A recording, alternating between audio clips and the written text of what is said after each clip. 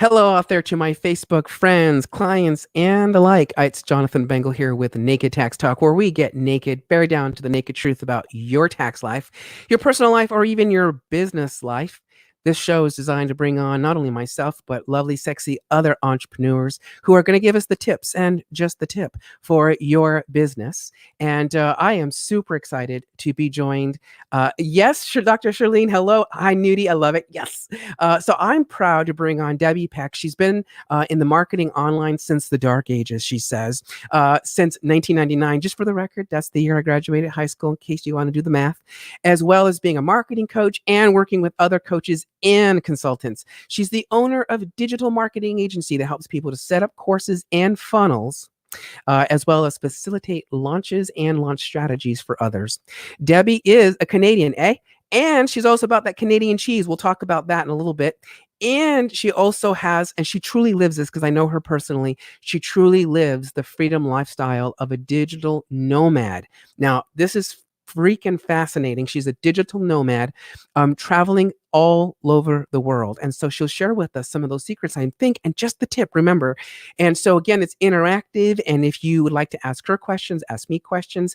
And naturally, if you have a tax question around what she's talking about, let's have a conversation. All right. So without much further ado, I'm going to bring her onto the show. So hello, Debbie. Welcome to Naked Tax Talk. Hey, I feel so exposed. And by the way, I will say that for the Raw program, because you're on the Naked Tax Talk Raw, I will say that you're, I believe, the first guest that's wearing a bathrobe, which is how you remember me from when I started my show actually a year ago, practically now. So we used to wear bathrobes. I finally decided to show my goodies and boom, bada bang. So thank you so much. So so now we know you're a nomad. So where are we at now, especially with COVID and how has this impacted you? And yeah, give us a little bit of who you are. Well, I'm back in Canada right now because we can't fly. We can't go anywhere really. The borders are pretty much closed in most countries. And so I've been grounded for a little while. But I'm not staying grounded. As soon as I can start traveling again, I will. But it's been almost 3 years now, and I've been traveling around the world. I'll stay for a month or 2 months or more. I think the longest I was at any one place was about 4 months. And I wanted to travel. I wanted to see the world. And so what I do is all digital. I can do everything from my laptop. So I thought, why not? Why not just go out and experience the world? And as long as I've got Wi-Fi, I'm good to go. So. Wow. Okay. So before you were a nomad, what was that life? Like, I'm a little curious. Like, what was that life before you became a nomad? Well, interesting you should ask me that because I had actually achieved a lifelong dream of living in an ocean view property. So I was living in Vancouver and I had finally gotten this beautiful ocean view apartment and it was just stunning, like a block from the beach. And I almost couldn't even believe that I'd made it there. And I remember the day I moved in and I said to my friend, I'm never moving out. Like they're taking me out in a pine box. I'm not leaving. And then a year later, I couldn't wait to leave. And I can't really explain it other than I was just so itchy to travel. I was bored. I wanted more. There's only so long you can sit there and stare at your ocean view. I mean, it was beautiful, but there's oceans all around the world and I wanted to see all of them. And so I just decided, when you work from home and you're there all the time and you're seeing the same thing every day, it starts to get a little bit boring. So I took myself on the road. I just, before we were grounded for this, I spent 2 months in Ecuador right at the ocean and it was amazing. I absolutely loved that. Ooh, I was about to ask you, what are your favorite ocean views that you've seen and you've experienced? Well, so far, Ecuador's hands down. It's just been spectacular. So I've loved that one. But I've been all over where there's not oceans too, and lake views and stuff. And there's a couple of lake views. Anywhere where there's water, I'm good. So, one of my other favorite places that I went was France. I was in the, and I know you have a heart spot for France. There you go. See, so yes. Yeah, I was in Brittany and for about a month, and I loved that. So it was really great. Oh, nice. Okay, so what was like the bizarrest place you've ever been to? Interesting. I went to Hungary, and Hungary's never been on my bucket list, but I had a friend while I was in Europe say to me, "Hey, we've got some girlfriends all meeting at this, kind of an informal, um, you know, meeting thing. If you want to come along." I said, "Sure." So I took a week and went to, I flew into Budapest, and then from there we rented a car and drove. I don't know, it was a couple hours, I think, to this little town called, and I'm not pronouncing it correctly, Lake Heves, something like that. And it's the largest, I think, in Europe, mineral lake. Like, you can't really swim in it; it's too heavy with minerals.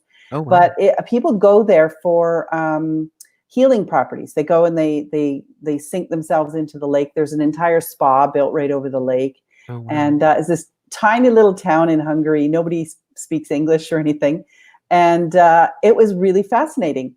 While we were there, we went to an underground cave, and I'm a little bit claustrophobic, so I didn't know how that was going to go, but it was amazing, and I'm so glad that I did it, because never in my wildest dreams would I have thought I would have gone into an underground cave. It's big enough where you stand in and everything. There was little boats. They put us in little boats, and we paddled through this underground water system and everything, and it just was so cool. I mean, I just never ever thought that I would do something like that, you know? Oh my God. No, okay, so just to recap real fast. So you went from being stationary like the majority of us and had a job and all that fun stuff, and then you said, "I'm done. I want to go Mhm. travel the world." And so you actually found, I think what everyone chases, sounds like, is the freedom of choice about where you wanted to go. Mhm. So how did that happen? Like, what made that possible? Because it's not true for everybody. One of the things that people often say is, "Oh, I can't do that because," they all Mm. say they want to do something, but there's always that excuse or set of excuses in the way. And I I'm just going to admit right up front, I'm not rich. I don't have boatloads of money, but I do okay. Yeah. However, one of the things is how are you going to travel without money? Well, Yeah. one of the things that I had started doing, even before I was traveling, was house sitting and pet sitting. And so I found out that there was these websites where people can house sit all over the world. And so I started doing a combination of house sitting, Airbnbs. Sometimes I stay with friends or family, but that's what largely allowed me to go out and stay in some cases, fabulous homes and mansions, because who else can afford to go on holidays for 3 or 4 weeks at a time, right? Yeah. So my rule of thumb is if I have to pay to get on a plane to go to your house sit, then it's a minimum of 4 weeks, because that's a lot of money for me to pay to go somewhere just to, unless it's someplace that I really want to go, like Belize or something. And anybody that Mm. has a place in Belize, I'm open. So That's interest that's interesting, because what we're saying is that, so what it sounds like is you're saying, "Hey, listen, if you need me to take care of your house while you go travel, yes. I can come over and take care of your house." I assume your pets, if you've got pets? Most people do, yeah. I've had a couple where there weren't pets. They just really wanted somebody in the house while they were away. But most of them have a dog or a cat or a couple of those. And I love pets, so it's kind of scratches all the itches for me. So Yeah. I get to stay in a beautiful home, typically with great Wi-Fi, in a good neighborhood. And usually the people leave you all kinds of stuff to let you know about the neighborhood and the area. And so there's enough time for me to be able to travel around the area, see what's there. And I've gone to places I wouldn't have necessarily gone to if I hadn't been house sitting. I mean, everybody always talks. Well, here's a good example. Everybody always talks about going to Paris. Of course, Mhm. Paris is fabulous, but actually, I enjoyed the countryside and Yes. going to Brittany way more than Paris. I mean, Yeah. Paris was great. I'm glad I did it, but I would go back to the countryside and all that stuff out there way before I would go back to Paris again. And so that's kind of what I'm saying, is that I've gone to places that are a little bit more off the beaten path. It's not like being a tourist. It's not like traveling like a tourist. Mhm. You're living like a local, which is so Yeah. super cool, right? Yeah, and it's You're going to different. the It's same not grocery the stores, traditional. the same pubs, the same everything that they go to.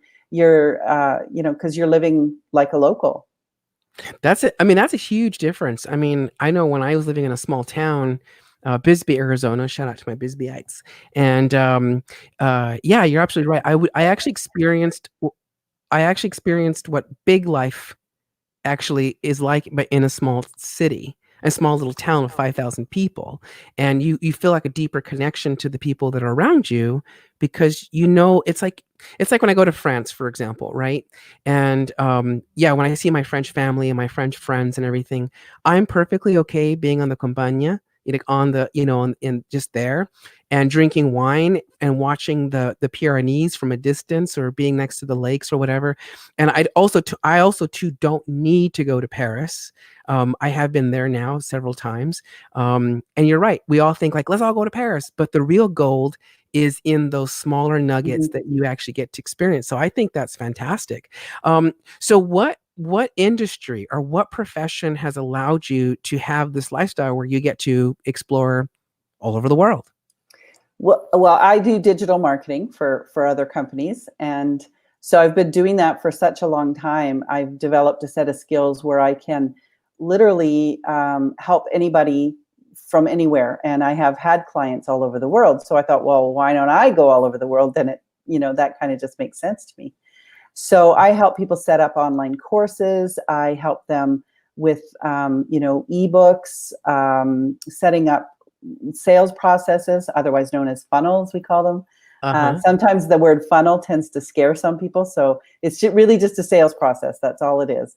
And so I set all of that up for people. And I also coach or teach them how to do it for themselves as well. Mm. And I think one of the things that I've discovered about having an online business versus an like a storefront business, because I've had both, is Mhm. there's a lot more freedom in having an online business. I can, not only with location, but with time. And to me, time is also more, important. When I had my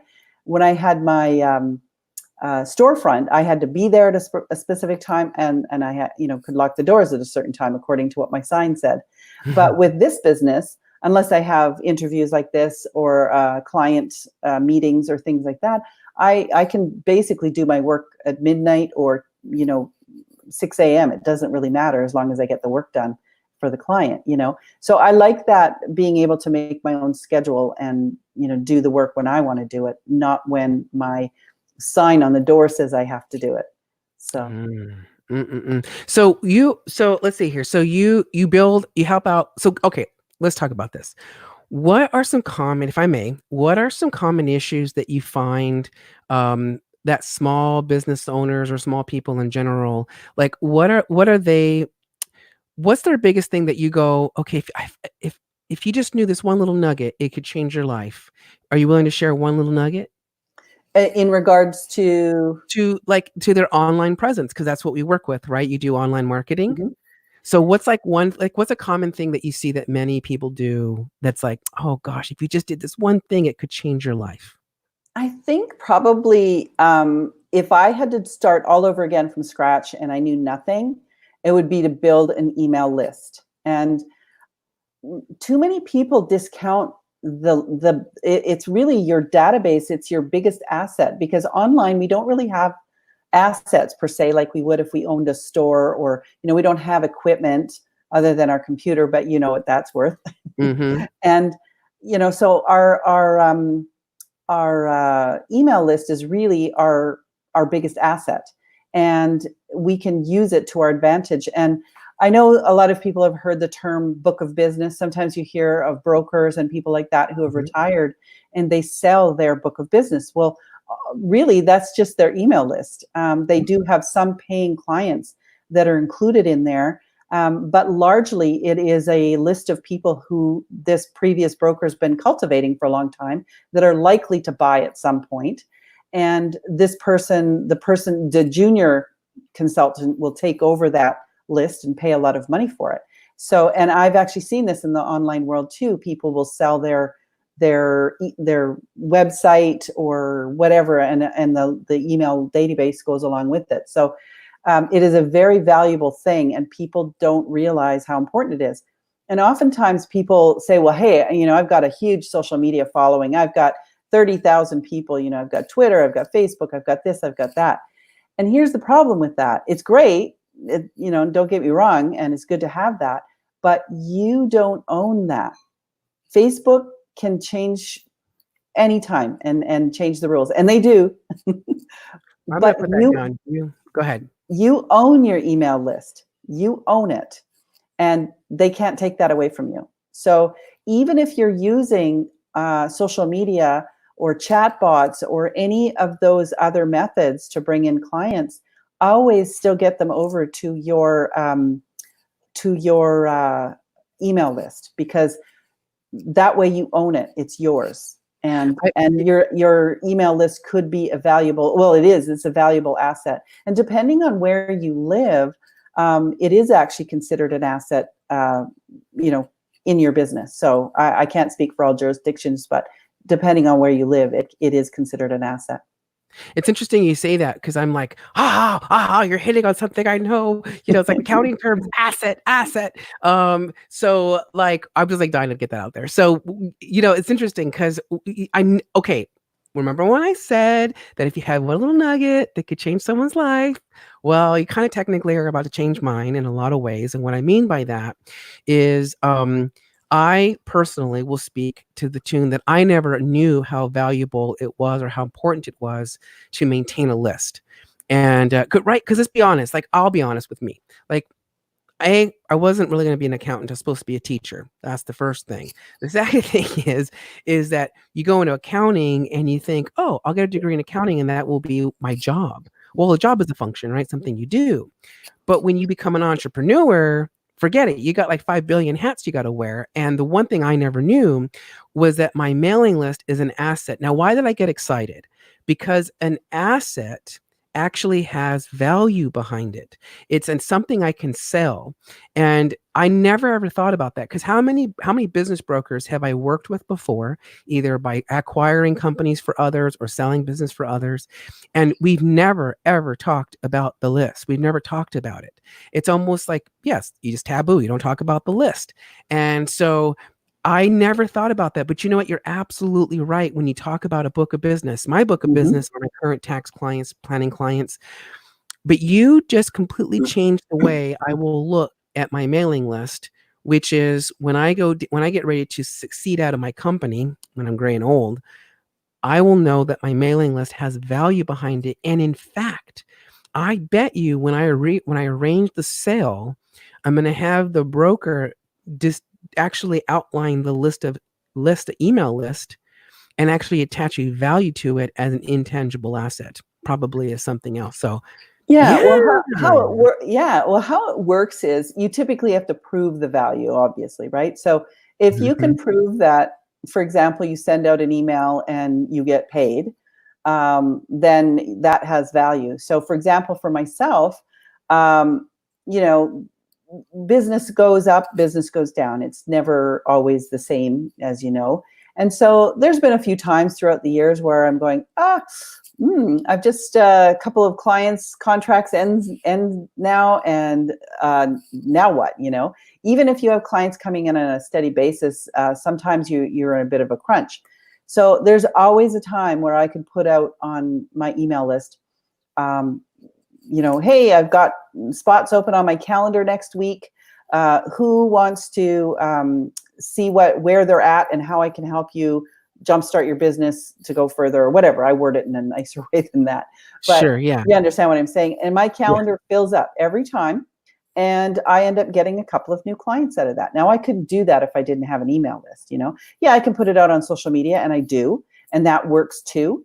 But typically what happens is those people that have been on my email list have been there sometimes for years, and they trust me now. So I can have one conversation and they're ready to sign up, Whereas on social media, they may have just come across me recently. They don't really know me. They're not sure, are they going to pay me a lot of money for, they don't know. They don't know me. So on your email list, if you've been sending regular messages to people and they understand who you are and what you do, they may not have been ready when they first signed up on your list. And, after a while, now they're ready. So they're ready to be able to take the next step. And I've had people, I meet them and they're ready now, or I've met people and they've followed me for 3, 4, 5 years, and then they contact me and then, okay, I'm ready now. So that's what happens. But your email list is the thing that will take you to the next level every time. And I know that you and I have a friend in common, Iman, and that he understood that very early on and built a huge following. And now anything that he does is huge, just virtual to the fact that he has such a huge following, Mm-hmm. Um, I read a story about McDonald's years ago about how, those little toys that you get in the kids' meal packs? Yes.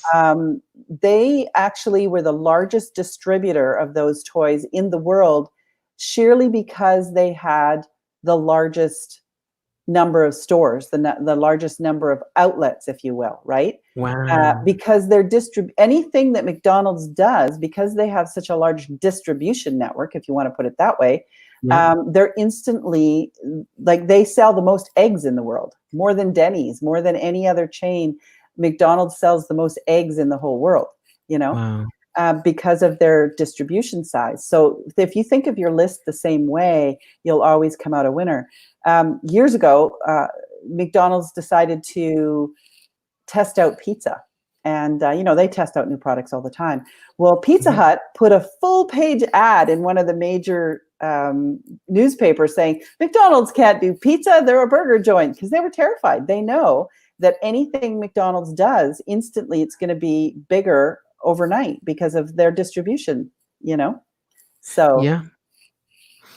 And with a great list comes great power, which means comes great responsibility. exactly. Yes. You Ah, have to give, give your list some great stuff. Don't just send them fluff or crap or pitch them all day long. Like, nobody wants to be on an email list where you're getting, pitch uh, after pitch and just, yeah. you're getting all kinds of just crap in the email. They'll just unsubscribe. They're not interested if they're not getting valuable content from you.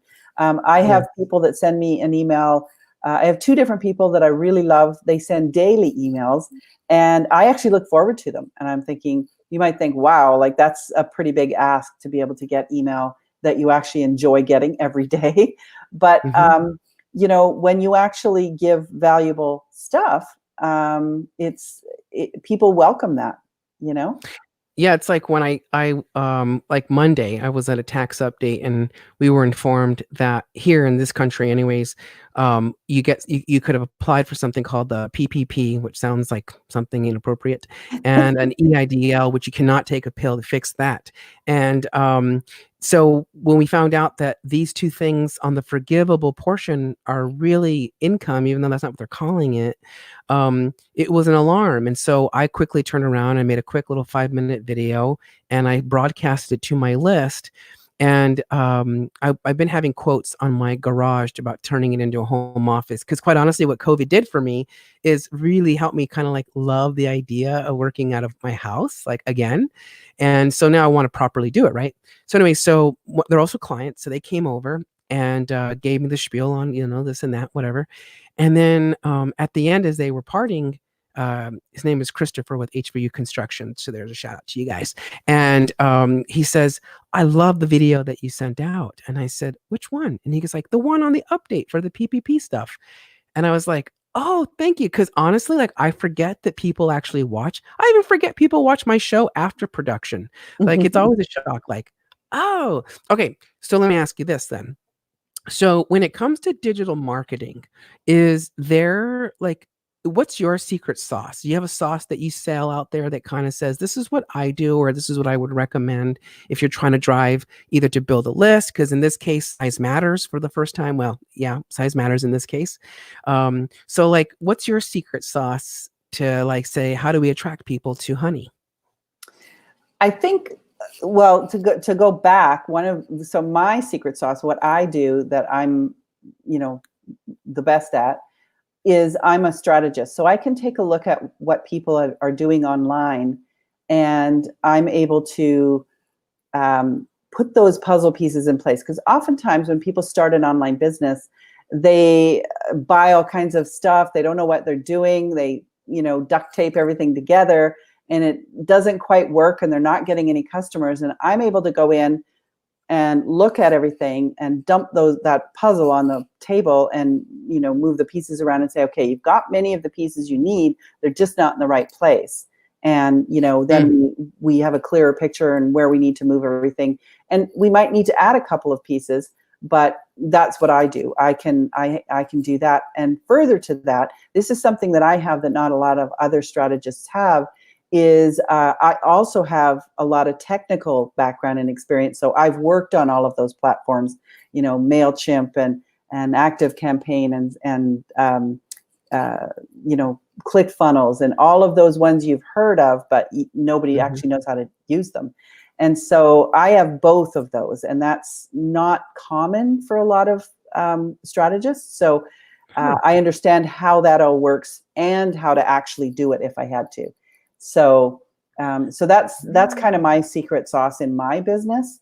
And then because I have that, I'm able to teach other people how to do it for themselves as well, or I can do it for them. So that's basically what I do. But to your point about how people get customers, I want to just say that one of the things that I've done really successfully is Facebook ads and Google ads for people.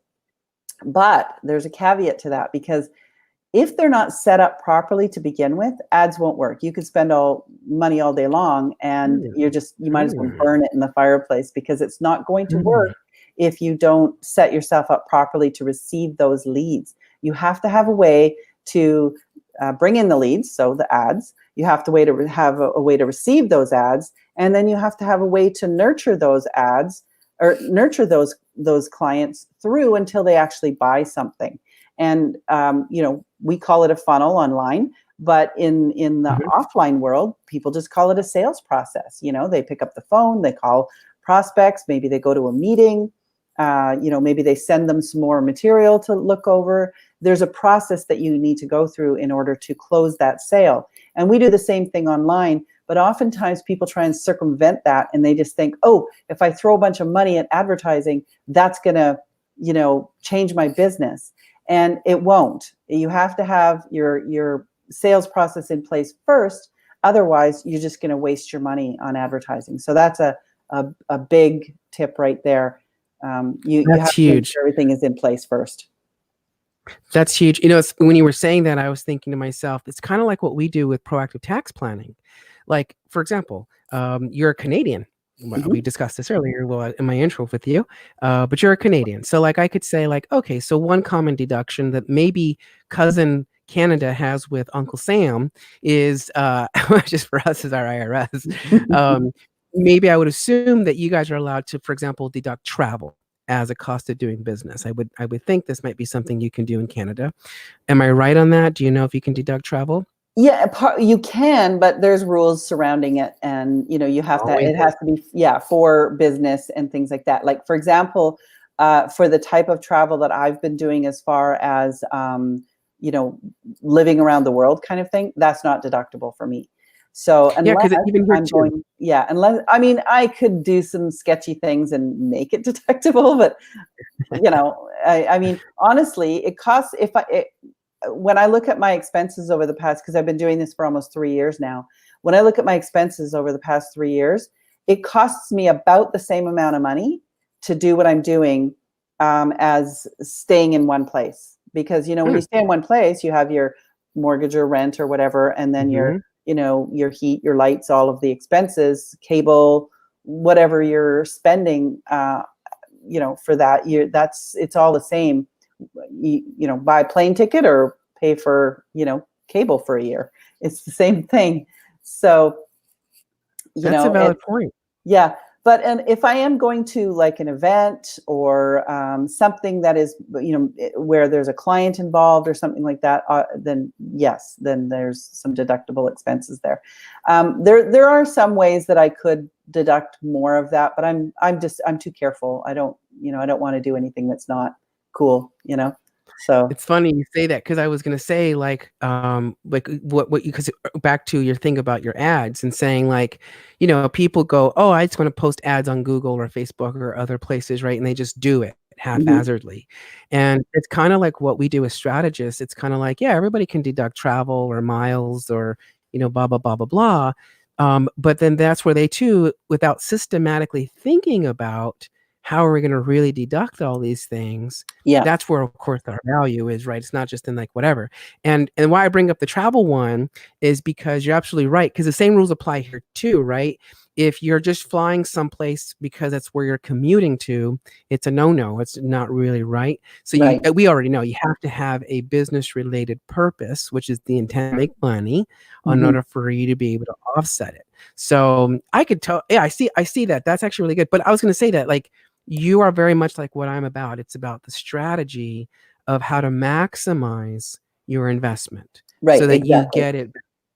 Now, my question I have for you is this. So, I don't know.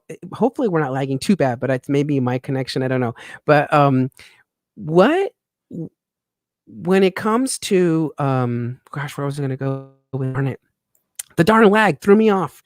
Um, dang it! It has something to do with ads and advertising and something else. Oh, I know. Okay, so I remember one time I had someone called me up and it was a great classic cold call, sales call, and I got pulled into it. And at the end of the day, I gave them like $1,000, and they was supposed to put me on like a reoccurring website or I don't know what. This is way back a long time ago, and they always kept saying, "Oh yeah, we're gonna give you all these impressions, and you're gonna get all these clients, and you know, da da da." da." But I actually had a really difficult time seeing, and I'm not, I mean, that I'm aware of. So, like, walk someone like me through, here's where you're spending, and then here's the return on your investment. Like, is there an actual easy way to track that? Yeah, absolutely, there is. You should be tracking it. In fact, that's one of the things that I like about doing stuff online is because you can track everything. So, We have a lag, I think. yeah, we do. It's pretty bad. I had a hard time understanding you as well. So, is it still really bad?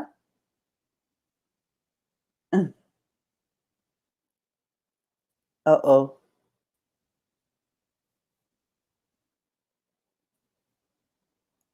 Can we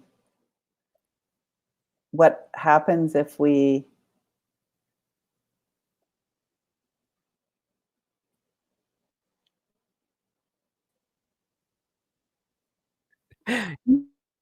are we completely frozen? No.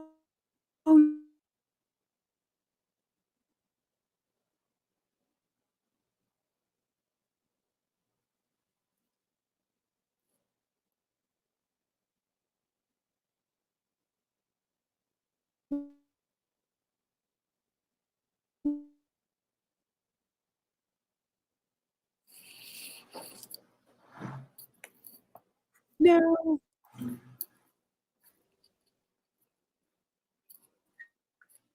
Yeah, it is pretty bad.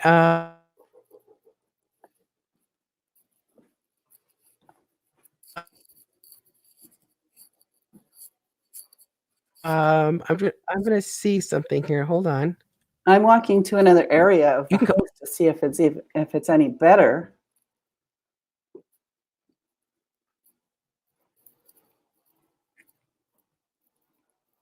Can we I'm The still not world getting you're seeing what happens in real time, what happens behind the scenes if you're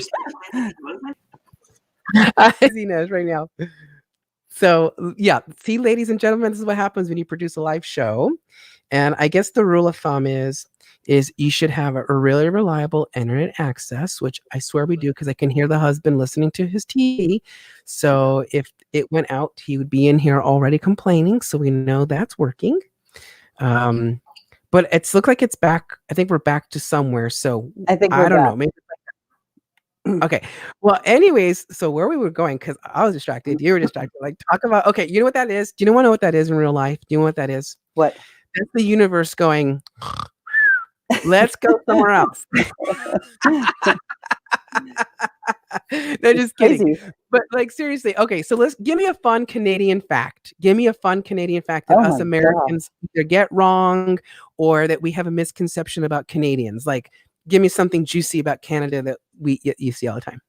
Here's the thing about I don't yes, I'm Canadian and I identify as a Canadian, but I kind of now think of myself as a citizen of the world. So I don't know. I don't the whole Have thing you where seen people say a, we don't I don't say that, I don't think. No, you don't. No, you don't. I've been around you long enough. What's the so what's something about Americans that you observe that's kind of cute and endearing about Americans in general? Have you ever seen anything that you generalize? I noticed that Americans tend to sweetie, honey, and dearie a lot more than Canadians do. We're a lot more conservative.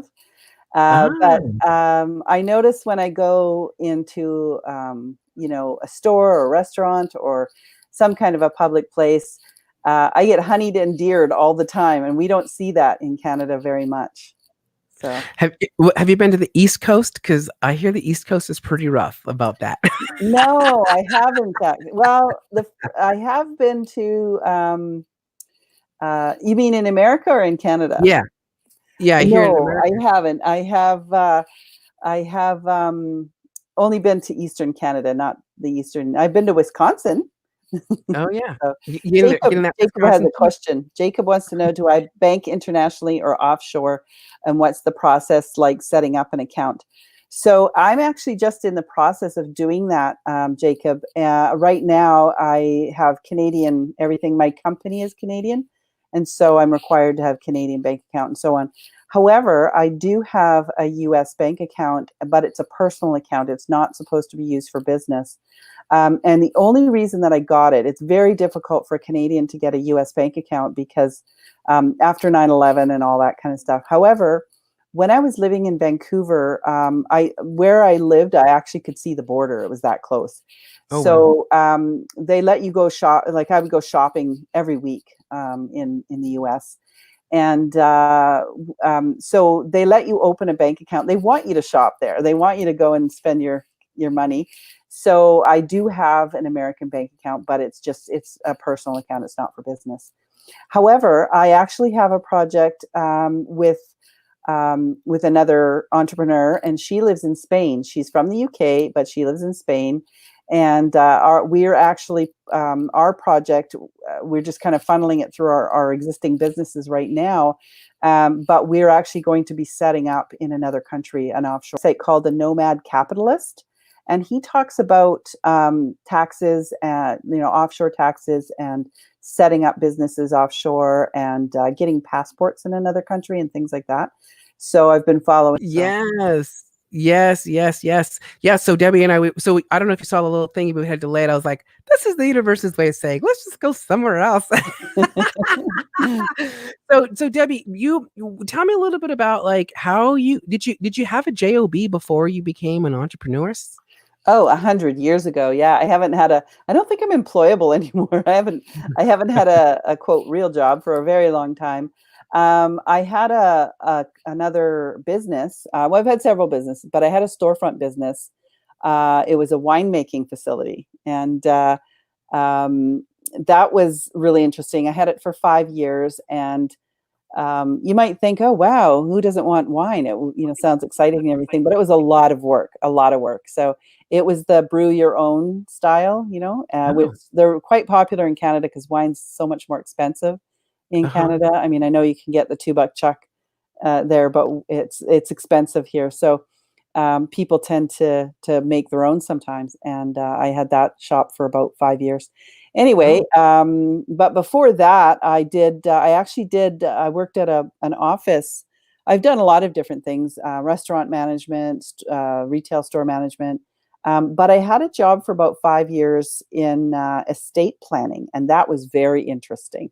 So I learned a lot of oh, stuff about wills and estates and what happens when you die and all of that kind of stuff. So I'm very grateful that I had that job. I thought it was going to be a little bit on the morbid side, but actually it really wasn't. no, It was actually a very interesting job, and I was happy to be able to help people once they were in that situation and they needed advice and different things. So yeah, it was quite interesting. I And you remember want to talk working at. you want to talk about tax planning.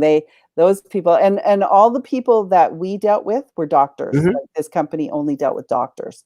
So yeah. Ooh, the So power of the niche. The power of the niche. yeah. Uh, wait, hold on. Sorry, Jacob. Jacob, There we I go. did not choose a company yet. We are still actually just talking about it. Just we've actually just made that decision, and now we have to choose a company. So we haven't quite gotten that Ooh, far yet. I ooh, know because I they're was just watching a video. Andrew Henderson had been doing a video, and he likes a number of different countries. And I want somewhere hot because I want to go there. So, but he likes Kuala Lumpur. That's one of his favorites. Georgia's another favorite of his. So, I mean, Georgia's you can come to not Arizona really right now. hot. I think we're 42 or 43 degrees, something like that, Celsius. Yeah, Maybe but even 48, I think. you're not offshore, so no. No, So no, thank you. no, we're definitely not. We're definitely not. It's funny because so Debbie and I, we go back now almost a year. And I remember we were driving in your car. You had a car. We were in Canada. We were in Vancouver. Isn't Yeah, that's where you're from? right, Like right. really from, right? That's the Yeah, Vancouver area. yeah. Oh my God, I loved it. Like I'd never been, I never had I ever been to Canada before until last year when I became a student of the Mons and fell in love, just freaking love the city. And I remember when we were driving around and we were talking about Celsius and Fahrenheit. And I remember I was talking your language and I was like, yeah, because all this time I spent outside the United States, Yeah. you become used to what temperature feels like. In fact, you want to hear a little secret? I actually on my weather app on my phone, it's pool right now. The pool right now, I think is about 25 degrees Celsius, something There like you that. go. Yeah. So it's pretty comfortable. Singapore, you would live in Singapore, Jacob. Jacob, by the way, is an attorney here in the United States. So Oh, he okay. he I works know a lot. Andrew's talked about Singapore as well. I think it's a little harder to set up a company there from what Andrew says, but I mean, obviously I wouldn't be doing all of that myself anyway. So, I would get somebody that was trusted to be able to do that. So is that the type of thing that you do, Jacob? Yeah, see if he's still. Let's see if he's still there. He might be. Yes, Jacob. Is this the thing you do? Do you set up offshore? Jacob, I'm gonna bring your ass into this room in a minute. Do you work with offshore companies? Do you set those up for people? We want to know. If you're watching, let us know and give us a Inquiring comment. minds want to know. Yes, inquiring minds do want to knows because we do. All right. Because I don't know about you guys, but like now again because of COVID, I'm like this has taught me how to live at my home and really enjoy it. And I have a taste, I think, Debbie, of what it is that you have, which is that freedom to go wherever you want to go and still accomplish the things you're trying to accomplish. Mhm. With the slight difference of, I think, like for me, I'd have like daytime hour issues, I think that I would have. But the Yeah. notion that I'm not tied into this house, like I could travel to the East Coast and live there if I wanted to for a while and stuff like that. Out of curiosity, so let me ask an obvious question. So now with COVID being shut down, and since you're a no woman, not no man, but no woman, how have you adjusted because of COVID? Because you can't go anywhere. Honestly, my life hasn't changed a huge amount because I'm used to being, not in my own home in a Mhm. way.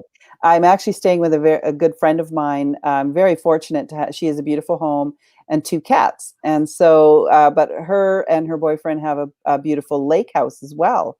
And so she wanted to spend more time at the lake, but it's about half an hour to drive back and forth. And you can't just come and dump some cat food in a bowl and leave. They Mhm.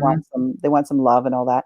And so she's like, "Hey, come and stay at my place." And so she comes in every now and then, a couple times a week, and whatnot. But I'm kind of staying here, and they're staying out at the lake, so it's actually worked out really well. But yeah, sorry? What was the That's question? okay. Well, all I'm thinking of is like, wow, like what such blessings. Like if you like, so my friend Davina, she always says like, if you get yes and amens from people when you talk about things, that's how you know like you're on your purpose, right? Like you're doing what you're supposed to do. Mhm. And what I thought of just now was, wow, such cool blessings to have. Like here you are, a woman, right, that doesn't really have a static place that you like a house, right, that you pay Yep. for, stuff Nope. like that. I don't. And I'm homeless basically. yeah, and then, like, during, like, a crisis like this, like you still have a place you can go to. I mean, that's such a beautiful thing. And it's not like you're cramped in with a whole bunch of people in the same space. So it's a You know, gorgeous thing. I am. That's I'm cool. I've really designed my life in a way that, like, everything that I've done up to this point, I've cultivated relationships. I've even the computer that I have, I got it for a specific purpose, because it's lighter and I can carry it everywhere. I don't have a big giant brick for a computer. Everything that I've done up to this point is, you know, I ask myself, is this going to allow me to stay on the road more, or is it going, do I have to, you know, be going back into a place every so often? And that's kind of the question I ask myself whenever I do anything.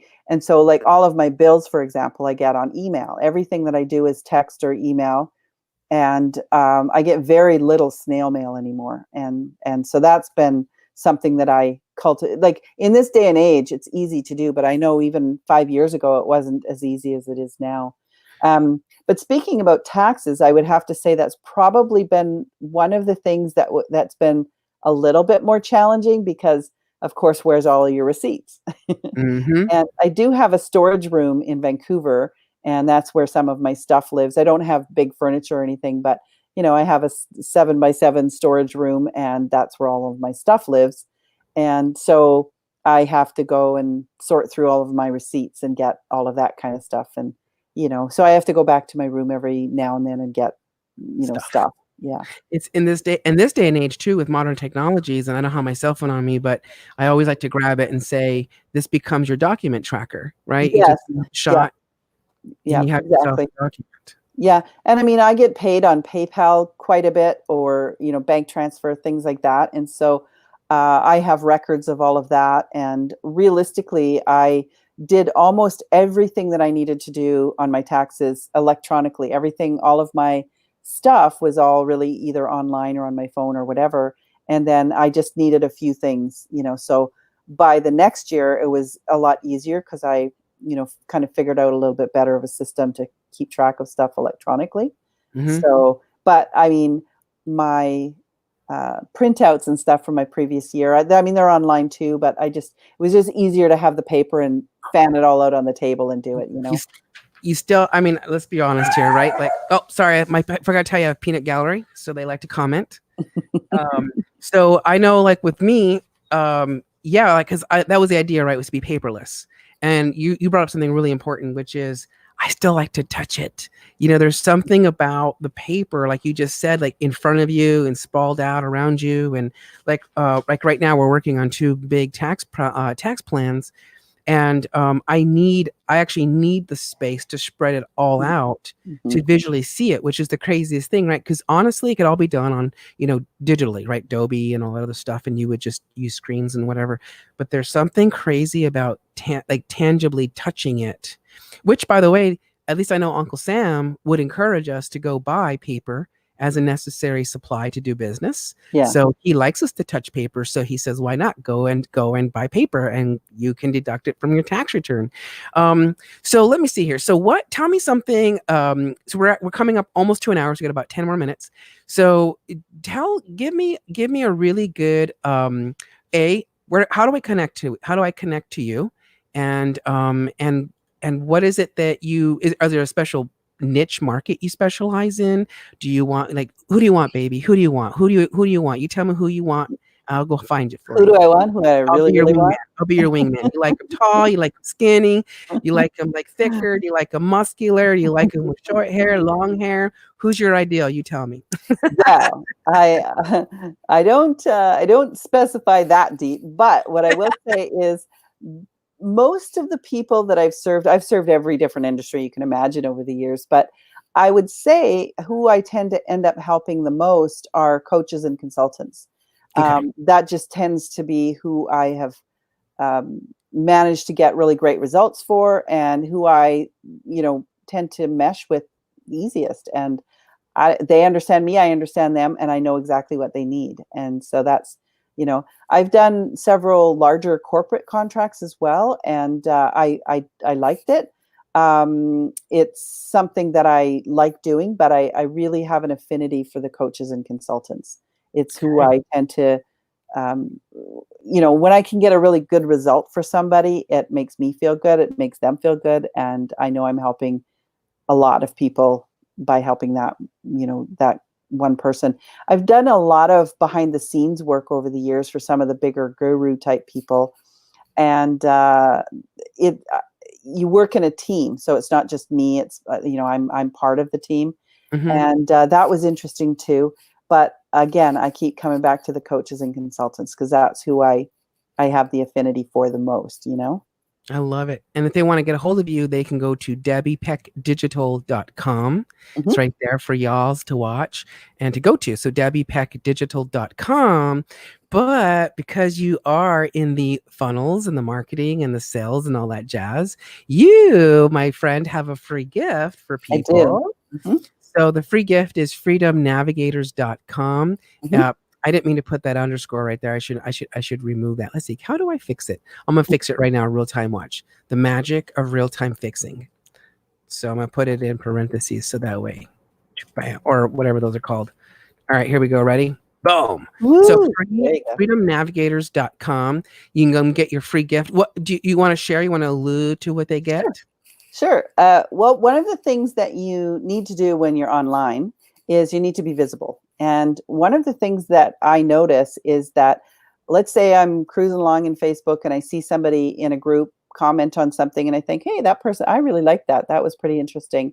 And you know how you can hover over their name and a box pops up and there's like a picture of a forest or something, or whatever. And then you click on their profile and you have absolutely no idea what they do. Not a clue. Well, how can I do business with you? I don't know what you do. Maybe I want to interview you for a podcast. Maybe I want you on my summit. Maybe I want to hire you for whatever it is you do, but I have no idea what that is. So you need to make yourself visible. And so this free gift is a little mini course. There's several videos and some downloadable worksheets Mm. that show you how to set up your Facebook profile properly and, more importantly, in compliance with Facebook rules, so that when people hit your profile, they're going to go, this person does taxes. This person's a life coach. This person, whatever your specialty is, they're going to know pretty quickly what you do and, more importantly, how to get a hold of you. Because even, Facebook gives you a space to put your links to your website, to your free gift, to whatever it is.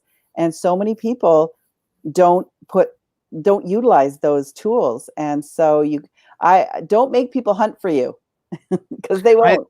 They'll I just go like find someone else. I So like that. You mentioned the Facebook thing, and earlier today, the conversation you had said, like, yeah, FYI, you don't own any of that. Facebook does, right? And you got like, I'm already going like, so I have my show on Naked Tax Talk on Facebook, and I got all these things like, And by the way, I think I'm going to go to your site to freedomnavigators.com, and I think I want to click on your and get your free gift because I'm like, oh, I could use that. So I'm gonna contribute to your list. So perfect.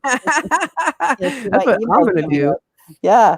So, but again, what we're doing is, yes, we're showing you how to do some stuff on Facebook, but it also goes back to our list, right? And we Yes. do have a Facebook group as well, and things like that. So it's good to be in a few different places, but at the end of the day, you end up on our list, and we're going to send you some really great information and tips and stuff. So, for example, when this all first started with this COVID thing, one of the things that my followers were terrified about, coaches and consultants, a lot of them get their business from speaking, right? They go Mm-hmm. they go to events, that sort of thing, and they're like, "Oh my God, all these events are being canceled. What am I going to do? I'm going to have no more clients. How do I get clients?" And so that was the first email that I sent out was, "Listen, we know that all your events are canceled. Don't panic. Here's what you can do next." And I just basically gave everybody some ideas on what they could do, um, so that they didn't have to rely on events. And there's all these online events now. So, but there's a lot of ways that you can get business online pretty quickly, pretty easily without having to go out to a bunch of events and stuff. It's great to do that. But, if you're relying solely on that and something like this happens, um, you know, I was gonna say, do you ever find yourself thinking like, everything's happened before today on purpose so that you're like actually meant or to be successful today?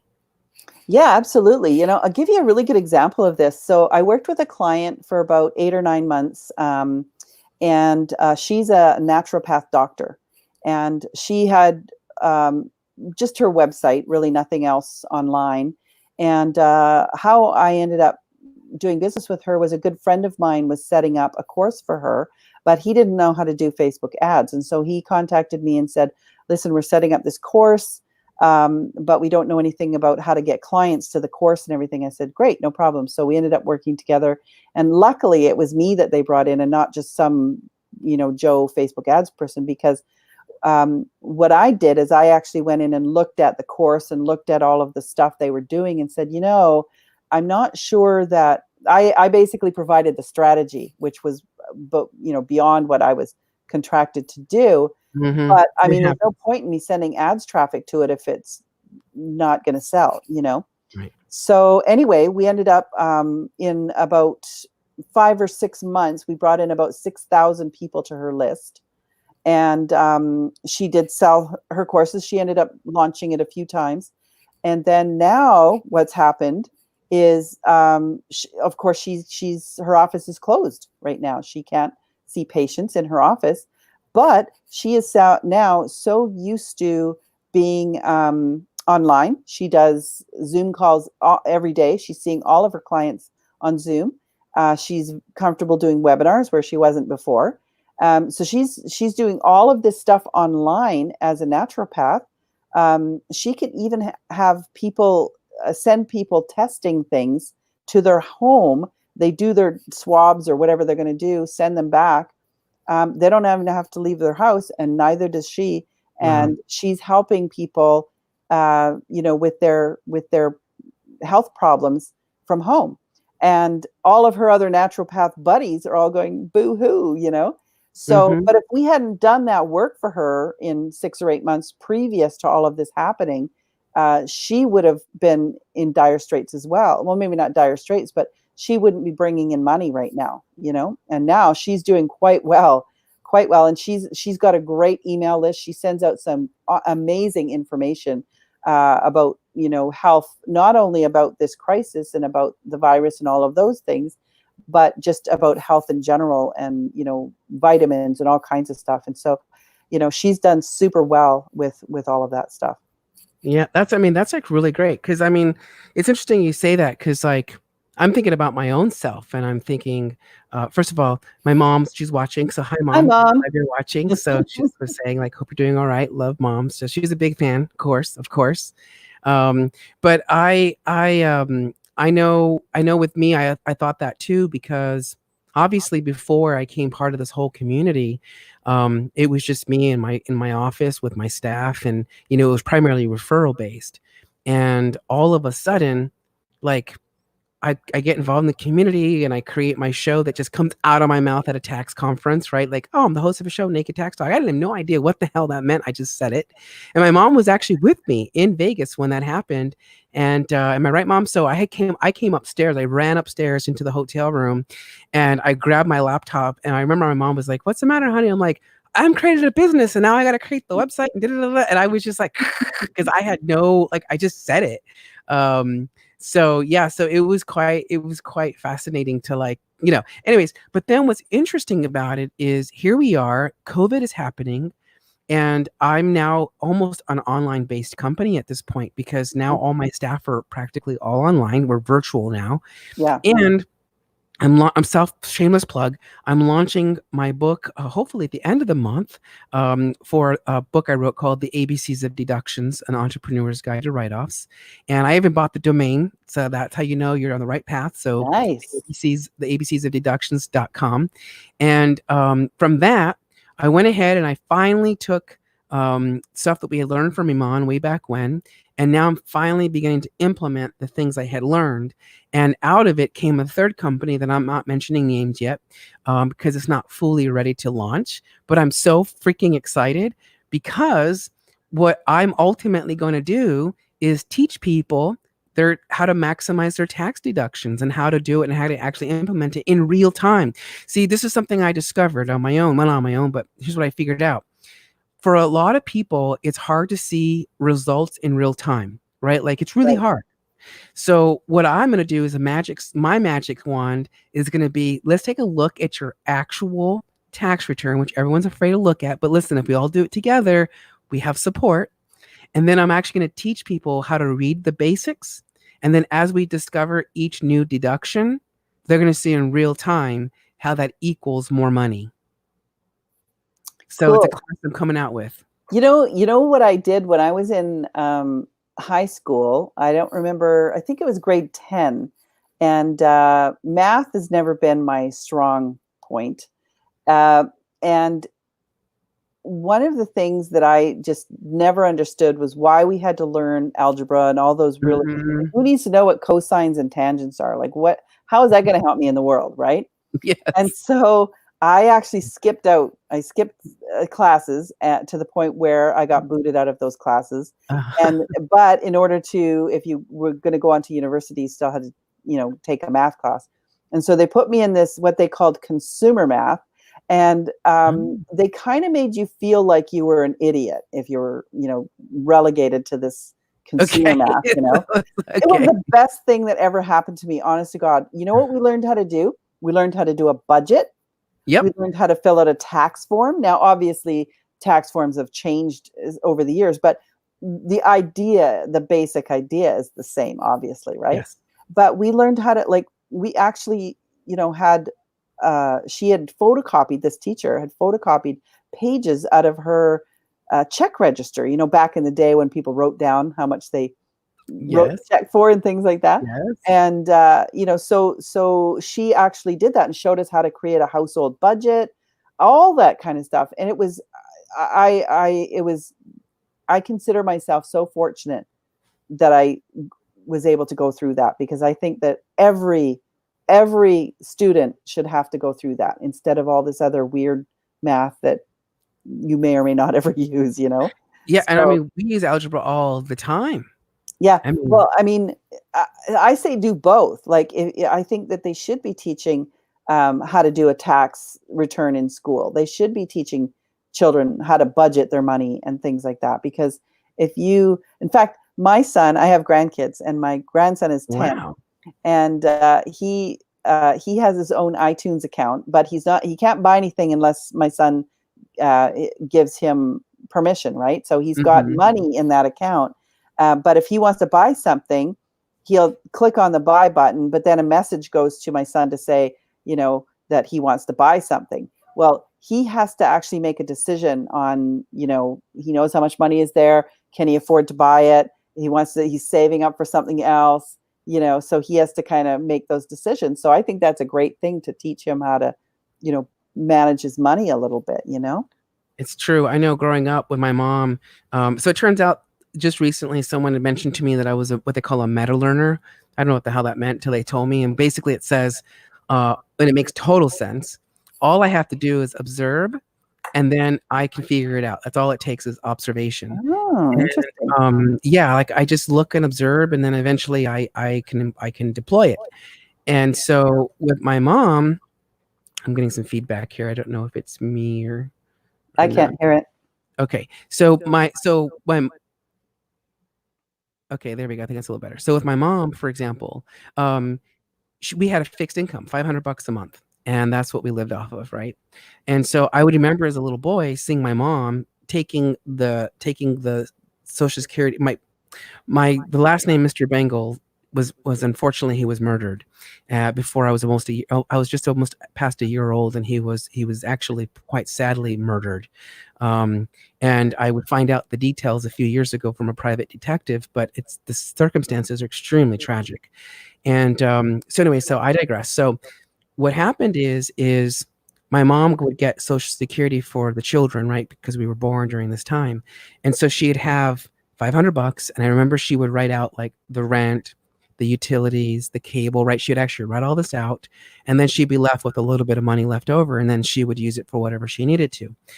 And when my mom was here in July last year, I remember somehow the conversation came up about budgeting or money or I don't know what. And I just remember like crying and telling my mom, like, oh my God, I finally figured it out. Like the reason why I'm such a badass budgeter is because I actually learned through you how to manage my affairs and how to actually track everything really and understand where it's all going.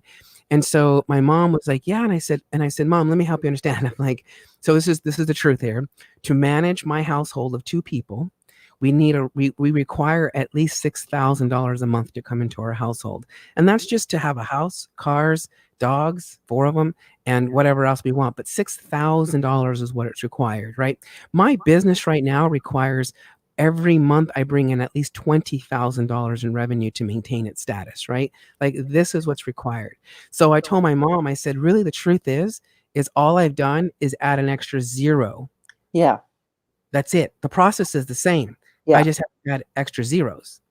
And like today, I spent an hour with one of my clients because it's one thing that we will do, and was teaching him how my methodology for budgeting. And this is so crazy. So for the first time ever, I took QuickBooks Online, which is what we normally use for traditional accounting, and I flipped it on its head. And I use it for also for my personal business, right, which is my household. Yeah. I flipped it on its head to meet my needs so that I could understand where my cash positions were. I taught him my same methodology, which, by the way, anybody else who would see my cash flow, quote unquote, statement, they'd be like, this is not a cash flow statement. It's not based on accounting, blah, blah, blah. It's not. It's meant to work with every individual. Mhm. It's meant to work for the ordinary folks like us Right. who just want to know where my money goes and how much money do I have left over at the end of each month, and should I pay debt off, or should I put it in retirement, or should I Mhm. go and really enjoy something I really want? Right, exactly. It's funny that you and your mom did that, because my mom did that too. She had this little notebook that she used to write down endlessly, and she called it figuring. Ah. And whenever she'd have her head in this book, and she'd be furiously writing, and we'd go, "What are you doing, Mom?" And she'd say, "I'm figuring." She's always figuring, moving this column to that column and figuring, because we didn't have a lot of money growing up either. And so she was always trying to figure out where she could pay what she could pay this month, and maybe not get paid, somebody didn't get paid or whatever. So but yeah, we were figuring. So And if you're just joining the show right now, because we know already, you my viewers out there, you already know we go in these interesting waves. So Debbie and I, we had a little bit of foreplay, and now we're getting into some juicy stuff, just so you guys know. And those of you who are just tuning in, Debbie Peck, she is a digital marketer and she's a nomad, so she travels all over the world because she has the freedom to do that. So if you're just tuning in, this is what we're talking about, and we're talking about budgeting, ironically enough. So what are your the mother was. one of the things I wanted to mention about budgeting in regards to digital marketing. I know a lot of times, especially when people are new, or even if they're not new in with an online business, it's so easy. And after only doing this for about a year online, you sign up for all this stuff, Oh my and then God. you've got a credit card statement, and you're like, you get your credit card statement. I don't even remember signing up for this. I don't even know what this is. And you think at the time, you think, well, it's only $49 a month, or it's Right. only $97 a month, or it's only $10 a month, or whatever, And I actually took a course a few years ago, and I had to learn how to uh, do some stuff, because I was really bad at just like handing it over to the accountant and stuff, and I Mhm. thought, no, I have to learn this stuff. And one of the things we had to do was figure out all of those little expenses, and I just used to lump them all into one. Mhm. Oh yeah, my online stuff is this much. But he actually forced us to go through every single thing and find out what is it, and do we really need it, and all that kind of stuff. Well, now I do it every 6 months. I Yeah. actually go through all my statements. Do I use this piece of software? Have I ever? There was stuff I'd never even logged into. I'd bought it. Maybe I had tried it out, or maybe they just kept dinging my credit card and I didn't even notice. That's big. Yeah, and so he recommended that we do it once a year, Mhm. but I've been doing it every 6 months, and I just have a spreadsheet of what it is, how much it is, and when it comes out every month, just because I ended up saving myself something like $1,000 a Wow. year by cutting out stuff I wasn't even using, you know? Wow. That's, it's because the effect is like, for example, guilty as charged, because I actually do miss my Starbucks runs, but I'm too scared to go outside. So unless it's my backyard. Anyways, so and I also invested in a really super duper high-end coffee maker thingamabob. It was a few $1,000. Thank you, IRS, for my business. I had it as an office, really legit. It was in the office as a coffee maker for all my clients. So Right. let's be real, okay? Because I'm saying that on the record. But anyway, so I had to bring it home, and you can say it's temporarily being lent to me. Anyways, so when I would go to Starbucks, it's and I'm just a Joe Schmo coffee drinker. So it's the $2.66 for a medium coffee. That's how I like my coffee. If you want to buy me coffee, think about it. It's a medium black with soy milk and 2 Splendas. Just saying. So anyway, so 266, right? And depending on how often you would go, you would burn through your $25 prepaid card, right? Like this. Yeah, And exactly. because it's such a small amount of money, you don't feel the effect versus Yes. you owe me $1,000. Okay. My alerts are like, right? Yeah. $2.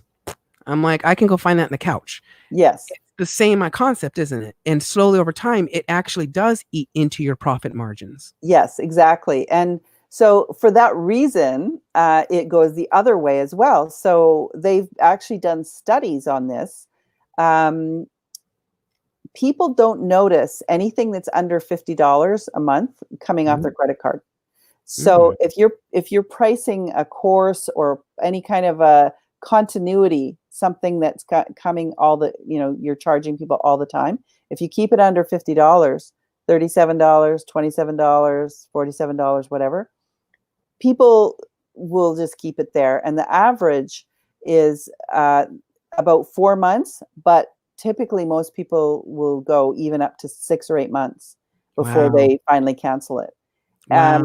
But if it goes over $50, now, like if you had something that was $97 a month, now they're thinking about it. And it's like $100 because they'll round it up, right? That's right. So they'll go, well, it's $100. Do I really need this? And they start thinking about it. Yeah. When And they then, start thinking about it, yeah. then, you know, Yeah, because they go, okay, how difficult is it going to be for me to go out there and make $100 to pay for this? yeah, Like, right? This is kind of what happens. And then, and part of it too, if you think about, okay, let's be real. I'll call myself a tax coach in a way, because I think that's where I'm mhm, evolving into. I'm a certified tax coach. What the hell? I'll say it out loud and own it. But I would think that like for us in the coaching world, and a lot of times though, also a part of our job is to really help people to open up their minds about the real possibilities so that we don't necessarily get stuck on well, can I afford the $100? Now, I'm sure that's debatable and we can do it all day long. But at the same time, I hear what you're saying, which is the psychology. And it's a double-edged sword, like you just said, yeah, from on one hand, if you're the entrepreneur and you're trying to create fixed income, that's what you're really trying to do is create fixed income and know that becomes your fixed amount of money every month. mhm, Yeah, the psychological trick, like you just shared with us, is yeah. valuable. If you're the consumer, Well, you've got to go back and go, how do I counteract that? yeah. But on the other hand, I want to caution people to not chintz out on the proper expenses. Like I think one of the misnomers about an online business is that it's either cheap or free.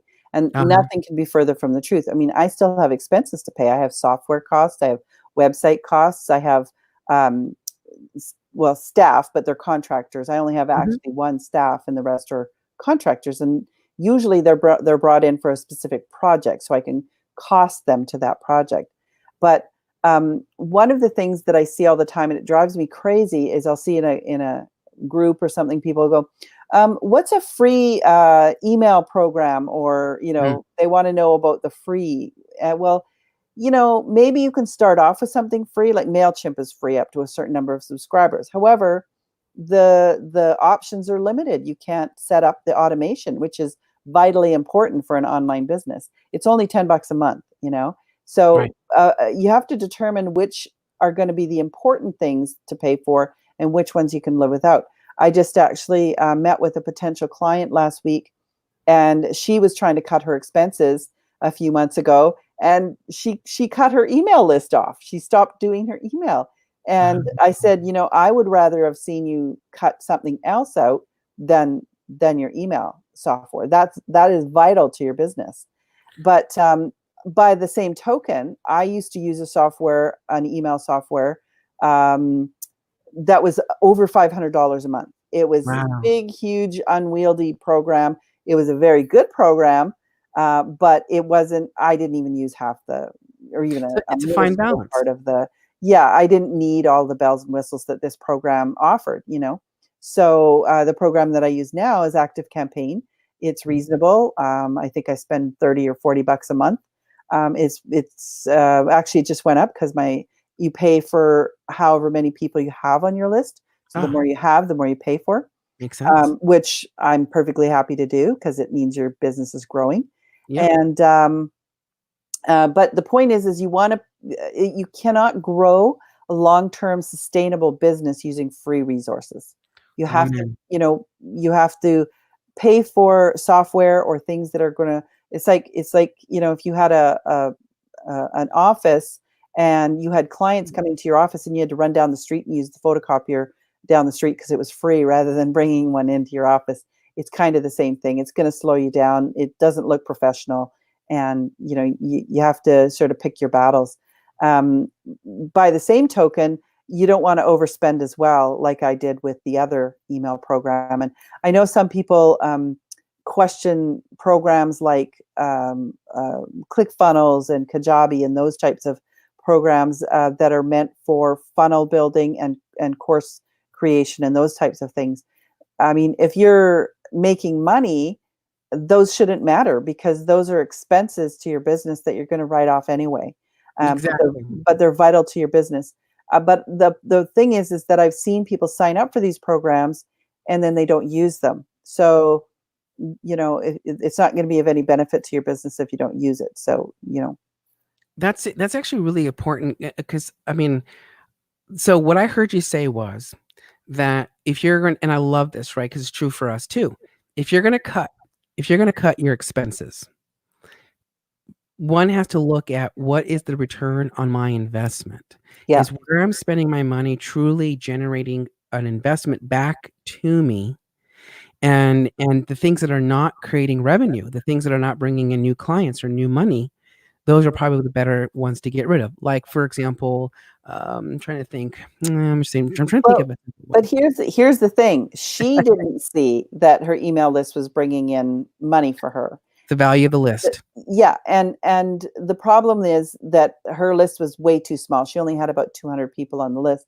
So you're not going to really see a huge return from that. Now you want to add a zero, you're going to start to see a little bit more of a return from that, or not even that big. I mean, I've seen people bring in, pretty decent money from a 500 people list. If it's very highly targeted and, they're hungry for what you're offering, you can actually do quite well with a smaller list. Uh, but you should always keep growing it. Now, she didn't see that her list was just sitting there. She was never emailing them. She wasn't engaging with them in any way, therefore never selling anything to them. So she perceived it to have no value to her, and there was no point continuing to pay month after month for the software. So if she were utilizing it correctly, then she could potentially see a return from that. Do you provide services for that? Do you have like a course for that or anything like that to teach people how to properly utilize their list? Yeah, we actually give resources for free in our Facebook group. We have a Facebook group called Marketing Funnels for Coaches, Tech and Automation Made Easy. And we actually, if you go onto my personal Facebook, my Debbie Peck Facebook, you'll see it all over the place. It's on my main photo. And you'll see a way to join the group there. And basically, people can go into the group and ask questions about any of those softwares, and we'll give you, we'll let you know the good, the bad, and the ugly if you're stuck with something or whatnot. But we actually do take people through, courses as well. But if you just have a quick question on something like that, yeah, we will totally help you with that. No, it's actually really Mhm. good to know.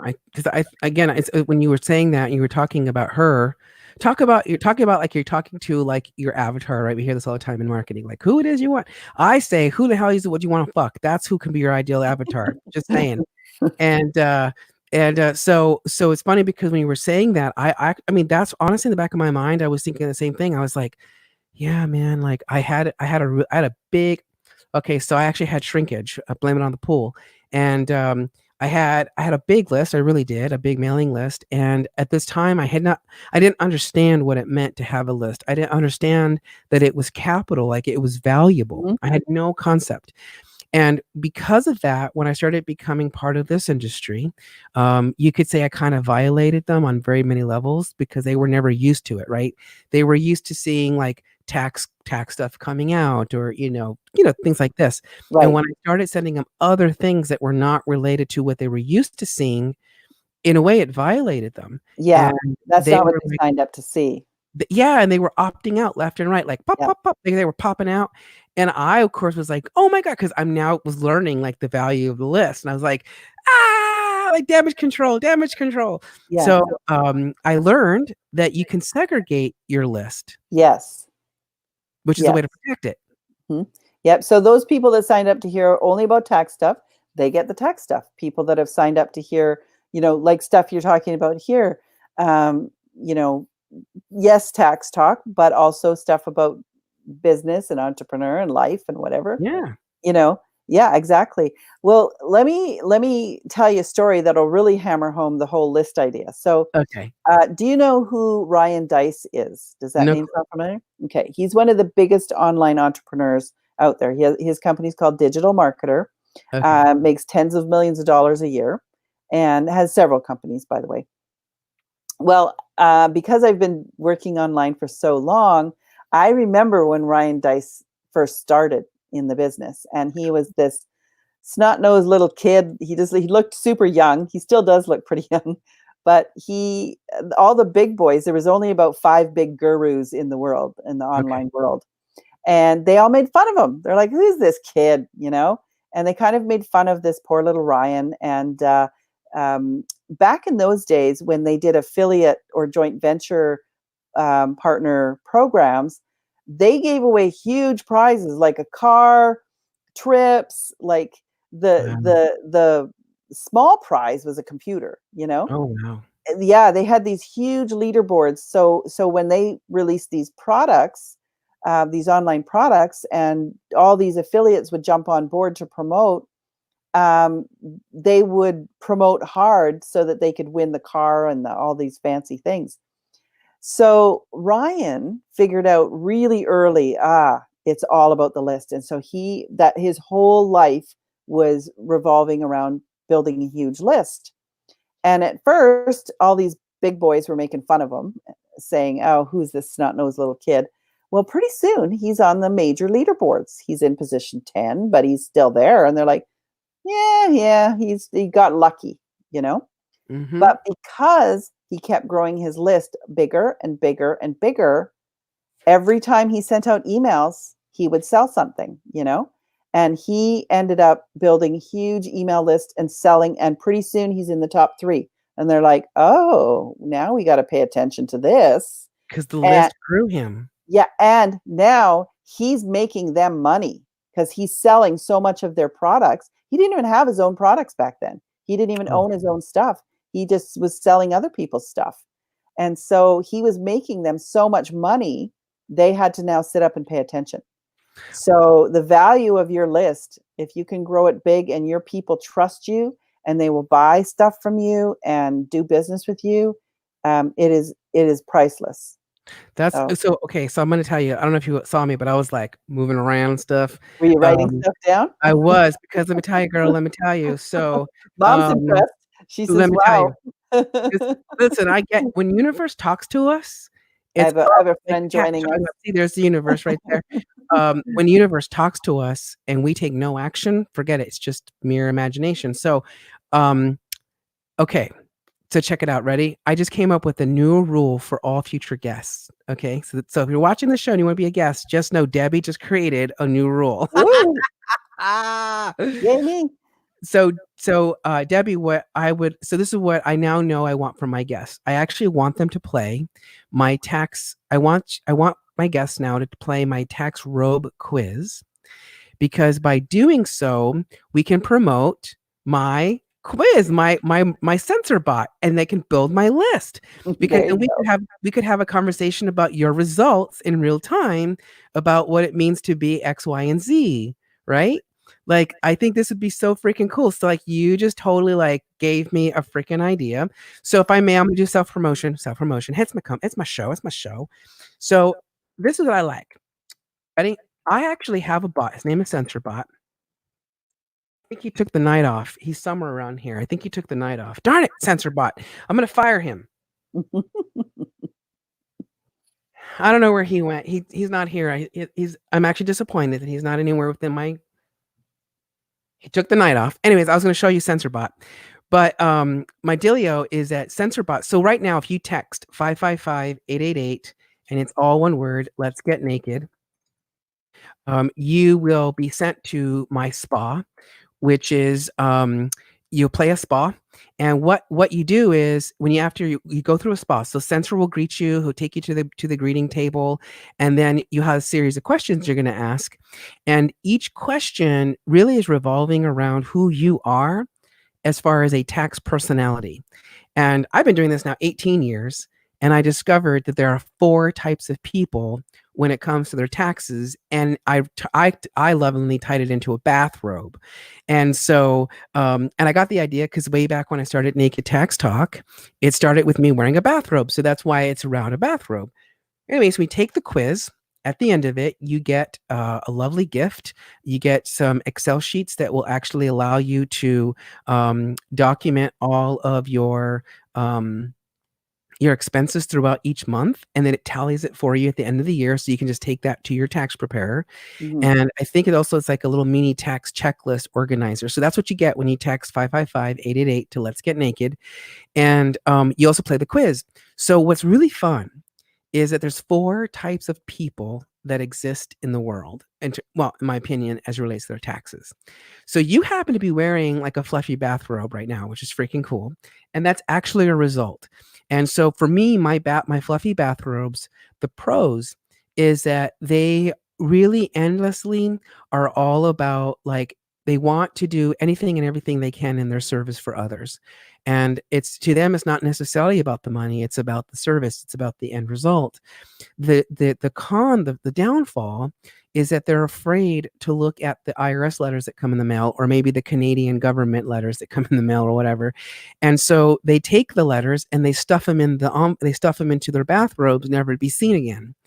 And so as a result, this is when we get tax problems, or this is when taxes aren't getting paid, right? It's this fear, the fear of that.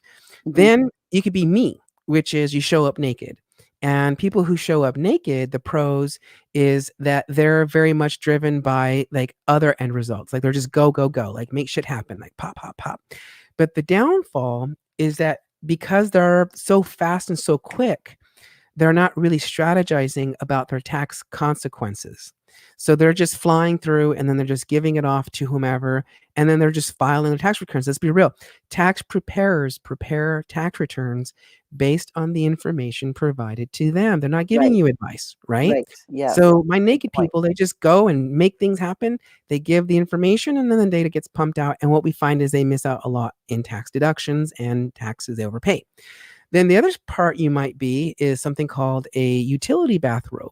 So my utility bathrobes are the people that like to pick your brain. So is it true that that I can do something called a 1303 exclusion on the exchange of a property for this property? And I read yesterday that there was an article that said that, Section 199 doesn't apply to rentals, but it does apply to rentals. So can you tell me a little bit more about that? So they're the ones who are always like questioning you. And then if you give them an answer, they're going to challenge you, right? Because they got to Yeah. go find it for themselves. And then they go. So the downfall to that, I mean, the good thing is that those people only want an advisor. So it means I don't have much work to do. Let's be real. And I like that. The downfall is that because they question everything and they want to know it all, they question all the tax strategies and deductions, and then they don't end up taking them because they don't know how to actually implement it.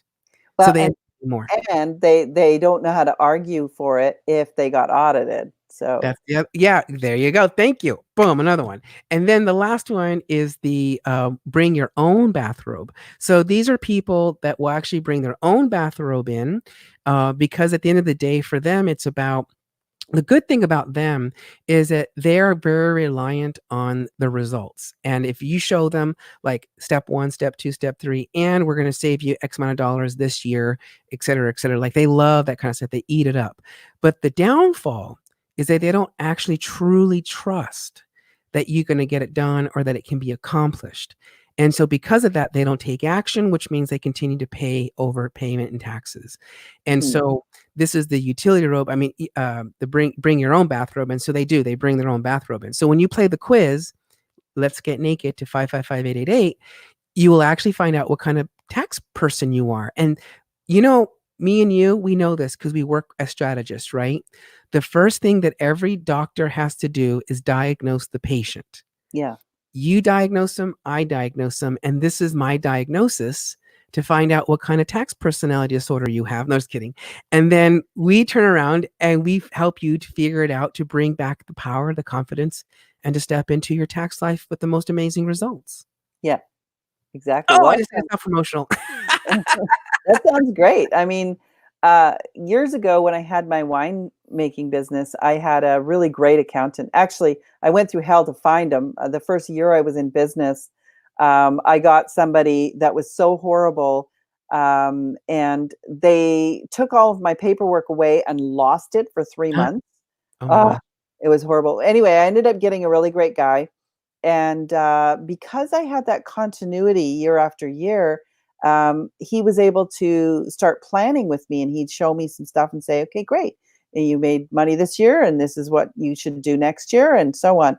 Whereas I had never experienced that before. I was just always flying by the seat of my pants, getting my taxes done. And, if I had bought property that year or if I'd done some other investment, I didn't really plan ahead for that consequence. And so, um, you know, when I had that experience, it taught me, oh, so if I'm actually in a good position where I'm actually making money, I better find myself a Jonathan. Otherwise, I'm going to give up way too much of that money to the tax man. Do you happen to know what the average Canadian tax rate is for your guys' income there? Average? Yeah. No. Oh, no, I'm not really I'm big gonna have to, on I'm that gonna sort of. find me I gotta find me a Canadian accountant. Okay, so Debbie, I'm gonna ask for ladies and gentlemen, if you're an entrepreneur, how you make connections is called a referral. So Debbie, if you happen to know a Canadian accountant, I would love to have them as a guest, first of all. Yeah. And then secondly, because I would like to actually pick their brain as far as the Canadian side of it, because I have a lot of Canadian friends and a lot of Canadian business owners, and I think this would be cool. So, like for here, like what you just said, which is if I know I'm gonna get a lot of money, I need a Jonathan like you. Which, by the Mhm. way, thank you, Yeah. because right But it now, has to be Canadian for obvious reasons for me, right? So, yeah, absolutely, and because like here in the states, if you're a solopreneur, which we define this as a single member LLC or just a sole proprietor, yeah. the average tax is closer to about almost 40-45% when you add it all up together. It's Yeah. pretty hefty if you're Yeah. not strategizing. Yeah, I think it's probably around 35 here if I had to make a guess, but I don't quote me on that.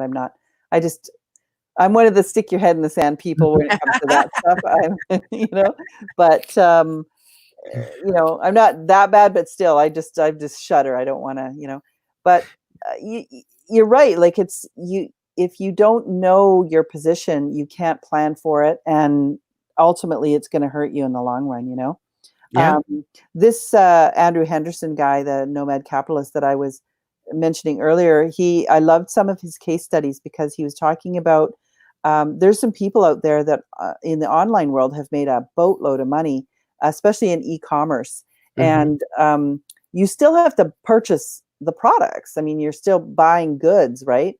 Mhm. And then if you're making, you know, like $500,000 a year selling products online, you get taxed through the wazoo in the United States. And so he's helping some of those guys create some offshore types of things to offset some of that. I mean, they still have to keep some stuff in the US, obviously, Yep. but and it's all above board and everything.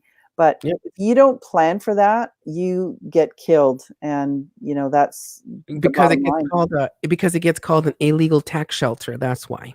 Yeah, and one of the things, what was I going to say in Canada? Oh, so I think I had introduced you to my friend Mike Wolf at one point, Oh yeah. and he does he's Canadian, but he helps people buy U.S. real estate, and he's very, very good at it. He's been doing it for 25, 30 years, and that's kind of how I discovered the two different tax systems. A lot of times people would buy property, Canadians would buy property in the United States, and somebody would set them up with an LLC. Well, in Canada, our it's called Canadian Revenue Agency, CRA, Hmm. does not recognize an LLC for Canadians, and so it's called a flow through entity. So it would be just like if I bought it as a private person. There's absolutely no benefit to having an LLC for a Canadian. Okay. So those are, I know a little bit that way just because of dealing with that. But Mike actually I'll send you to him and he can hook you up with all the accountants you ever wanted. Oh yeah, Because not only that'd does be he fun. know Canadian ones, he knows American ones, and there are actually, what are they called now? I don't remember what the actual name for them is, but Uh-oh. it's like a You may- hybrid where they do both, and it's a really highly specialized. It's like doctors. There's like for yourself, you're not a general practitioner. You have all kinds of designations, and you're a specialist, right? Yes. These guys are really highly specialized because they can do taxes and they understand both sides of the border, and that's important because the Canadian and the American tax system were not meant to plug together. They don't Mm-mm, work together at all. So mm-mm. it's important to understand both if you're dealing on both sides of the border. That's actually So, really good to know. I mean, legit, because I do actually have Canadian clients that have revenue here in the States and Canada, and yeah. we actually have clients that live. I got clients all over the world. I just realized I got clients in England. Hmm. So they have, yep, we have clients in Do they have England. U.S. companies? Is that On the Canadian side, yes, we have one, and then the English, she works for a bank.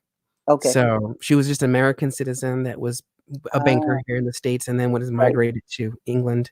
Yeah, Um, but she and then still I had has to deal yeah, and with then I her. client Dubai, India, China. So yeah, and even like on an individual tax level, not a business per se, it's still just as complex. I mean, you've got what they call Yeah. the FR and a whole bunch of other fun stuff. Um, what's funny? You said the Canadian Revenue Agency. Thanks, Hey, Justin. Justin. And thank you, thank you. I will take it all day.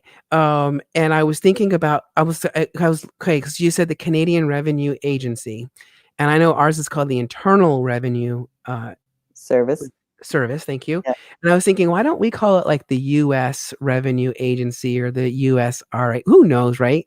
But okay. What I would like to know, maybe I don't know. So like here in the United States, I noticed that every law they enact, it's always like an acronym. Like it was like the CARES Act, or it was like the Paycheck Protection Program. It's always like these like acronyms. Do you find that Canada likes to use acronyms in their laws too? Oh yeah, yeah. We have we have them here too. Yeah. So That's so cool. All right. So listen. So Justin James, we were chit chatting the other day. He helped me with my research project. So what's interesting? I found in my research that I was doing, which, as you know, it's part of the first step if you're going to create a course. Uh, and I was actually kind of blown away with the commonality of the answers I was getting back. And the biggest one I kept getting back was it was about what people can deduct, and are they deducting it correctly? So it was quite interesting. So here's a free tip for me, and then we're going to conclude it because I do have a husband who's expecting me to eat dinner with him at some point. So here's my last tip of the night, and then Debbie, if you'd like to share a tip too, that would be great. Just the tip. So my tip of the night is when it comes to deductions, um, what you must answer are two fundamental questions. Is it ordinary in the course of doing business? So is it ordinary? And is it necessary for you to spend that money to make a money? Make a money, make money. And if the answer is yes to both of those, and we could substantiate it, we can document it, you may very well, don't you just love that? You may very well have a deduction. Because here's the truth, to find out if you really do have a deduction, you should hire a tax professional like myself. With my company, by the way, sponsors Naked Tax Talk, JB Financial does, so big thanks to them. So if you'd like to know how to specifically use tax deductions to maximize your taxes, as in downward, let's get naked at nakedtaxtalk.com. And also, if you'd like to get a cool little free gift of my own, which is an Excel sheet that's going to organize your life a little bit, 555-888 to Let's Get Naked, all one word. So, Debbie, what is your last naked tip for the evening? Well, I actually shared my secret one with the Do it spreadsheet again. as well. Do it again. So do it again. Okay. So one of the things I like to do about every 6 months, you could do it once a year, is write down all of those little software expenses and things that are, oh, it's only $10 a month, put it on the credit card.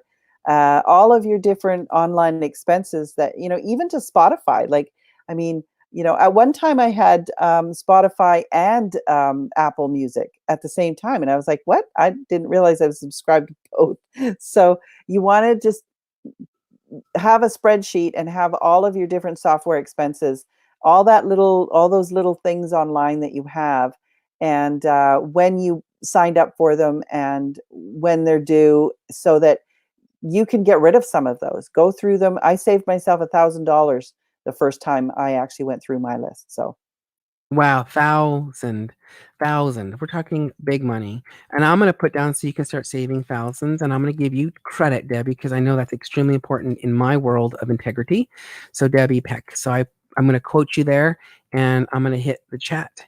And now it's in the chat box. So every 6 months, go through your subscriptions and evaluate if you need those for your business. Maintain a spreadsheet, which you can get by texting 555-888 to Let's Get Naked Text Talk. See, this is what we call JVing in this way. We're JVing over here. Wait, this way. We're JVing over here. And so you can do that to track it and then go back in and evaluate every 6 months or so those dues and subscriptions, because you're absolutely right, they do add up. We just talked yeah. about the psychology behind that. So if you are on the business flip coin of it, Debbie shared an amazing tip that your butt's gonna have to go back and watch. And she also shared what happens if you're on the consumer side and how that can impact you as well. Thank you so much, Debbie, for taking the time to come on my show. I really appreciate it. Thanks It's for such a having joy me. to have you, to It's been a connect with joy to you. get naked with you, Jonathan, as always. Thank you very, very, very much. So I'm going to tune out here in just a second, but I have some closing remarks. So I'm going to kick you out for just a second. Ladies and gentlemen, one more time, I'm Jonathan Bengal here, host of Naked Tax Talk. And I had an amazing guest, Debbie Peck, on. It took us about a good hour to warm up, but that's okay, though. And you'll see as you watch the show what a live program actually looks like. And she wants to come back on. So So she was here with me. We had an amazing program together. You got to see what happens when your internet lags and your computer slows down. And she shared some really amazing insight. And here's the thing. If you really want to know what it's like to live the quote unquote laptop free life and the freedom to travel the world and to see the things that you really want to do and still earn a living, connect with her. Go out to her website, debbiepeckdigital.com. Go and get that free gift, freedomnavigators.com, and connect with her, because she's a woman that I know is going to help you to get you to that next level when it comes to those funnels, to the marketing and everything else. If there's anything we know about sales, it's about being a hustle. It's about being a pimp, and you got to be constantly out there doing it. Right, Debbie? Right. Pimping, because that's what the name of the game. Listen, if you're a business owner and you'd like to know how Uncle Sam specifically can help subsidize the cost of investing with someone like Debbie, who does, by the way, operate out of the United States on a lot of different levels, you want to connect with her and you want to find out how Uncle Sam can help subsidize it strategically. Let's get naked at nakedtaxtalk.com. And last but not least, my mother is saying good night. Bye, Mom. Dreams, take care, love. Debbie and JB, my son. So there you go. So love you too, Mom. Love you too, all my viewers. And thank you one more time. And until then, I'd like to just make up music. Do, do, do, do, do.